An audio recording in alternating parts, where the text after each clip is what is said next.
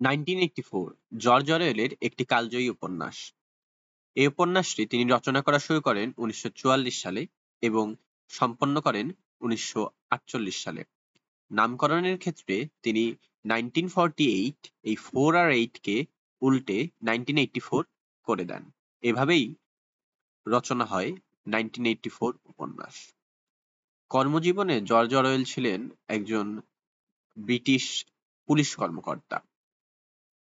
তিনি তার জীবদ্দশায় দুটি বিশ্বযুদ্ধ দেখেছেন, প্রথম বিশ্বযুদ্ধ এবং দ্বিতীয় বিশ্বযুদ্ধ। ধারণা করা হয় এই দুটি বিশ্বযুদ্ধের যে নির্মমতা এবং রুলিং পার্টিগুলোর যে চিন্তা ভাবনা, সেখান থেকেই তার এই উপন্যাসটির জন্ম। তো এই 1984 উপন্যাসের আজকে আমরা একটা সামারি দেখার চেষ্টা করব। প্রথমেই বেশ কিছু টার্মের সাথে আমাদেরকে পরিচিত করিয়ে দেয় এই উপন্যাসটি। যেরকম একটি হচ্ছে ডিস্টোপিয়ান সোসাইটি। আসলে ডিস্টোপিয়ান সোসাইটিটা কি? ডিস্টোপিয়ান সোসাইটি হচ্ছে এমন একটা সোসাইটি বা সমাজ যেখানে সেন্স অফ ইন্ডিভিজুয়ালিটি বা নিজস্বতা বলে কিছু থাকে না। এখানে থাকে ভয়, হতাশা, অপারেশন। এক্ষেত্রে একটা রুলিং পার্টি থাকে বা একটা সেন্ট্রাল কন্ট্রোল ইউনিট থাকে, যারা প্রতিটা মানুষকে কন্ট্রোল করে রাখে। এই সমাজটাকে কন্ট্রোল করে নির্দিষ্ট একটা পার্টি বা নির্দিষ্ট একটা গোষ্ঠী। তো এখান থেকেই আরেকটা টার্মের জন্ম হয়, সেটা হচ্ছে টোটালিটেরিয়ান গভর্নমেন্ট। এই টোটালিটেরিয়ান গভর্নমেন্ট বলতে আসলে টোটাল কন্ট্রোল যে গভর্নমেন্টের কাছে থাকবে সেটাকেই বোঝানো হয়। টোটাল কন্ট্রোল বলতে আসলে সবকিছুর উপরে কন্ট্রোল। মানুষ কি বলবে, কোন ধরনের কাজ করবে, সোসাইটি কিভাবে চলবে, সোসাইটির ইকোনমি বা রাষ্ট্রের ইকোনমি, সবকিছুর কন্ট্রোলই গভর্নমেন্টের কাছে। শুধু সব কি করবে বা কি বলবে সেগুলার কন্ট্রোলই গভর্নমেন্ট রাখে তা নয়, মানুষ কি ভাববে সেটাও ঠিক করে দেয় এই টোটালিটেরিয়ান গভর্নমেন্ট। অর্থাৎ একটা মানুষের বা প্রতিটি মানুষের, রাষ্ট্রের প্রতিটা মানুষের সবকিছুকে কন্ট্রোল করে এই টোটালিটেরিয়ান গভর্নমেন্ট। তো এখন আসলে উপন্যাসটির ভিতরে ফেরত আসা যাক। এই উপন্যাসে জর্জ অরওয়েল বিবেচনা করেছেন যে পৃথিবী থাকবে তিনটা অঞ্চলে বিভক্ত। একটার নাম হবে ওশেনিয়া, একটার নাম হবে ইউরেশিয়া, আর একটা হবে ইস্ট এশিয়া। এই কাহিনীটি ওশেনিয়ার। ওশেনিয়াতে এখানে যেমন লেখা আছে ইংসক, এটি হচ্ছে সেই টোটালিটেরিয়ান গভর্নমেন্ট যে ওশেনিয়াকে পুরোপুরিভাবে কন্ট্রোল করে। তো এই উপন্যাসে এই ইংসক যেভাবে ওশেনিয়াতে নিজের নিজের কর্মক্ষমতাকে প্রদর্শন করে বা নিজের কন্ট্রোলকে বহিঃপ্রকাশ করে, সেটা সম্পর্কেই বলা হয়েছে। তো এখানে যদি আমরা ক্যারেক্টার গুলোর সাথে পরিচিত হই, তাহলে উপন্যাসটার সম্পর্কে বেশ কিছু ধারণা পাবো। প্রথমেই মূল ক্যারেক্টারের ভিতরে দেখা যায় উইনস্টন স্মিথকে। উইনস্টন স্মিথ এই ওশেনিয়ারই বাসিন্দা। এই ওশেনিয়ার বাসিন্দা হওয়া উইনস্টন স্মিথ আসলে মিনিস্ট্রি অফ ট্রুথ বলে একটা মিনিস্ট্রিতে চাকুরিরত। তার আসলে কাজ কি? এই মিনিস্ট্রি অফ ট্রুথ আসলে যে ইতিহাস আছে, ইতিহাসের সাথে রিলেটেড। যেসব ইতিহাস এই টোটালিটেরিয়ান গভর্নমেন্টের বিরুদ্ধে, অর্থাৎ যে রুলিং পার্টি আছে এই রুলিং পার্টির বিরুদ্ধে থাকে, সেসব ইতিহাসকে মুছে ফেলা এবং ইতিহাসকে পুনরায় লেখা হচ্ছে মিনিস্ট্রি অফ ট্রুথের কাজ। এখানে কোনো ঘটনা ঘটে না থাকলেও যেসব ঘটনা ওই রুলিং ক্লাসের বা রুলিং পার্টির গুণগান, অর্থাৎ ভালো কর্মর উদাহরণ হিসাবে দেখানো হয়, সেগুলাকেই তুলে ধরা হয়। এবং এজন্য উইনস্টন স্মিথ কিছু সময় পরে একটি বিদ্রোহী মনোভাবের বহিঃপ্রকাশের ভিতরে চলে আসেন। এর পরের ক্যারেক্টার হচ্ছে জুলিয়া। জুলিয়াও এই গভর্নমেন্টের একজন চাকুরিরত কর্মচারী। তো জুলিয়া এবং উইনস্টন স্মিথ একটা সময় যে ভালোবাসাতে অর্থাৎ একটা সম্পর্কের মধ্যে জড়িয়ে পড়ে। এখানে বলে রাখা ভালো, আমরা যে বলছিলাম টোটালিটেরিয়ান গভর্নমেন্টের কথা, এটা কিন্তু সেন্স অফ ইন্ডিভিজুয়ালিটিকে যেরকম ব্যান করে, সেরকম কাউকে ভালোবাসা, কারোর সাথে বৈবাহিক সম্পর্কে যাওয়া, এইখানেও তাদের কন্ট্রোল আছে। তো পুরোপুরি ভাবে নিষিদ্ধ করা হয়। এই ভালোবাসা জিনিসটাই আসলে টোটালিটেরিয়ান গভর্নমেন্টের মাধ্যমে এই ওশেনিয়া অঞ্চলে নিষিদ্ধ করা হয়। তো এটাকে এই এটাকে আসলে একটা ক্রাইম হিসাবে দেখা হয় এবং সেটাকে থট ক্রাইমের ভিতরে ফেলানো হয়। এর পরবর্তী হচ্ছে ওব্রায়েন। ওব্রায়েন ছিল সরকারি কর্মকর্তা অবশ্যই। এখানে ওব্রায়েন হচ্ছে ইনার পার্টির একটা অংশ হিসাবে ছিল। তো ইনার পার্টি আসলে যেরকম প্রথম দুইজন উইনস্টন স্মিথ এবং জুলিয়া যেরকম কর্মচারী ছিল, এদের থেকেও আরো বড় পর্যায়ে, অর্থাৎ এইখানে তাদের অথরিটিটা আরো বেশি ছিল। তো ওব্রায়েন আসলে ওব্রায়েনকে ভাবা হইতো যে সে এই এক ধরনের বিদ্রোহী সংগঠন বা দ্য ব্রাদারহুড এর একটা অংশ।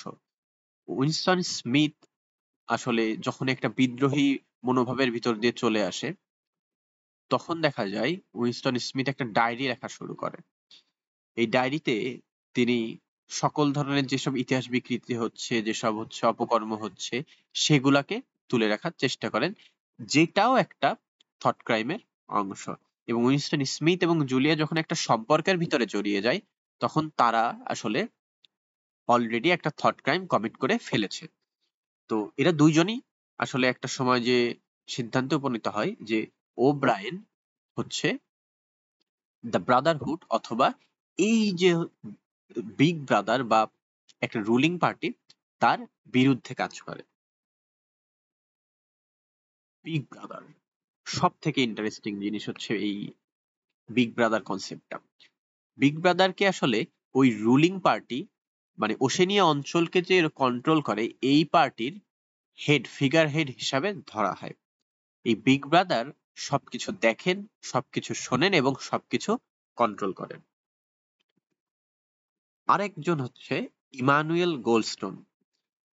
এখানে যে ব্রাদারহুড বা বিদ্রোহী গোষ্ঠীর কথা বলা হচ্ছে, যারা আন্ডারগ্রাউন্ডে আছে, যাদের কোনো আসলে হদিশ আসলে নাই, বাট ধারণা করা হচ্ছে যে এরকম একটা গ্রুপ আছে, তাদের যে হেড তাকে বলা হচ্ছে, তার নাম ছিল ইমানুয়েল গোল্ডস্টোন।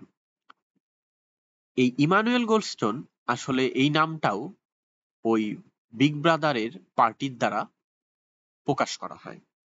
বলা হয় যে ওশেনিয়ার সব থেকে বড় শত্রু হচ্ছে এই ইমানুয়েল গোল্ডস্টোন।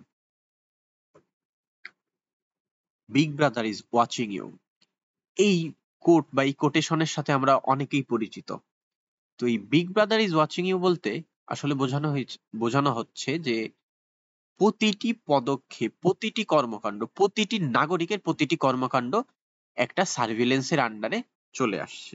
অর্থাৎ গভর্নমেন্টের কাছে প্রতিটা নাগরিক কি করতেছে, কি বলতেছে, কোথায় যাচ্ছে, তার ডেটা আছে। এই শুধু ডেটা আছে এমন না, তাদেরকে পুরোপুরি ভাবে কন্ট্রোল করে গভর্নমেন্ট।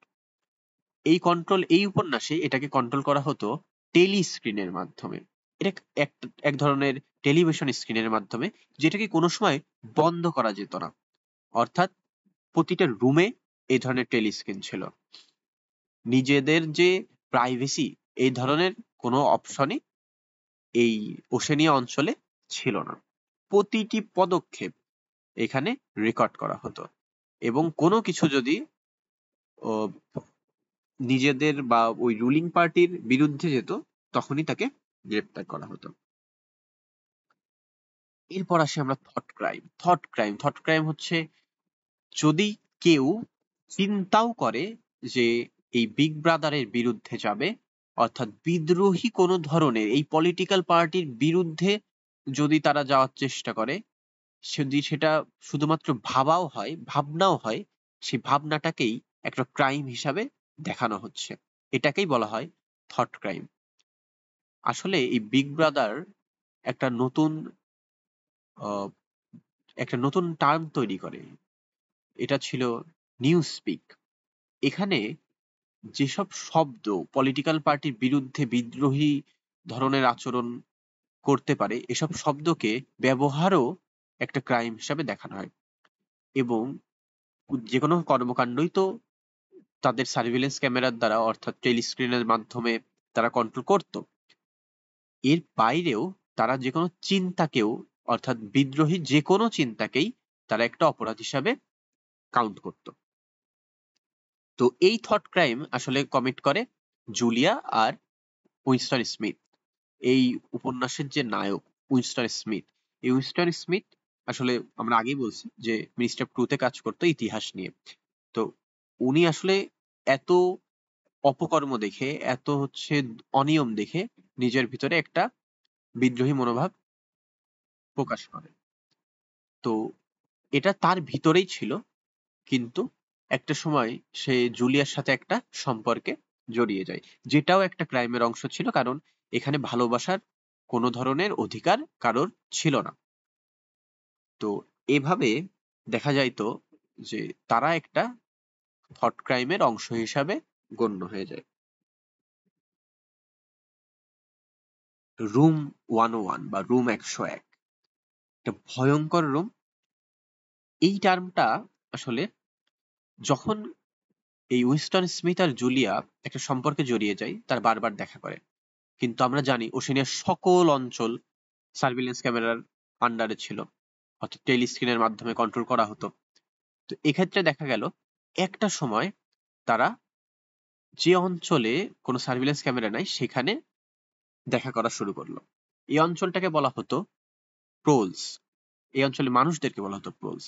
এখানে সাধারণ জনগণ থাকতো, অর্থাৎ এই সরকারের আন্ডারে যারা কাজ করে না বা এই সরকারি কর্মকর্তা যারা না, তাদের অঞ্চল ছিল প্রোলস।